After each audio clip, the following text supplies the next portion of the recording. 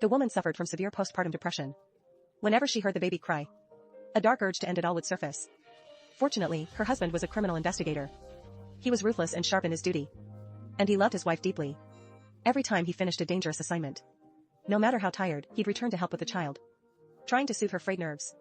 As the old saying goes, even filial sons tire of a bedridden parent, let alone a husband and wife bound only by vows.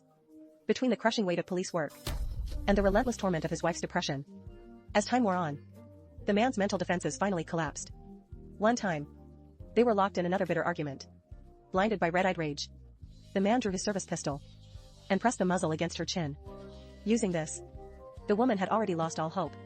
As she reached to pull the trigger herself, the man suddenly snapped back to his senses. He broke into a cold sweat. At that critical, hair-trigger moment, the man's apprentice burst through the door upon hearing the commotion, discovering the child had a high fever.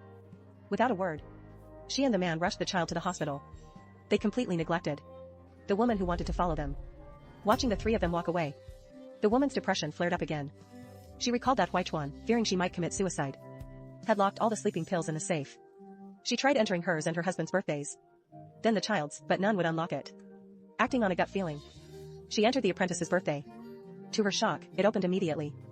What shattered her even more was that inside the safe, alongside the pills, was a note. After taking them, death follows within 3 minutes. The cause of death will be ruled as an overdose of sleeping pills. But, Sousy, it will be very painful. She takes a moment to steady herself. The realization hits her like a thunderbolt. Her husband had been planning to kill her all along. Yet, she can't bring herself to blame him. After all, this once brilliant, high-achieving detective spent 10 years caring for her, enduring it all. Anyone would have lost their patience by now.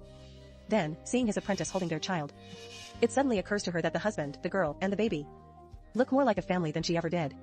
In a moment of delirium, she puts on makeup for the first time in years. She swallows the pills and lies in bed, waiting for the end. Suddenly, her feed shows friends sending digital roses for prosperity, promising endless wealth in the coming days, wishing her good luck and the fulfillment of all her dreams. But when the man returns home, she realizes she isn't dead, she has become a spirit. The man walks right through her, unaware. He thinks she's just asleep, so he doesn't want to wake her. He turns away and goes back to work. It isn't until the following afternoon, when he notices she hasn't reached out to him, that he finally starts to panic. He runs into a woman selling vegetables on the street. The vendor says she hasn't bought groceries in days. She's worried her condition is getting worse. As her husband, you should be looking after her more. That's not it. She's prone to accidents. He didn't expect that remark to set the man off. He roared that her depression was all an act. His apprentice had long since proven the medical records were forged. Sister-in-law. There was never any depression to begin with. The wife's spirit was stunned to the core. But I got those papers from a legitimate hospital. How could they be fake? Immediately after, the man receives a call from his apprentice. She claims the power is out at home and she's terrified. She even drops a hint that someone is trying to harm her. Just like last time, sister-in-law. She sabotaged my wiring. Open the CiMee TV app and watch the full series now.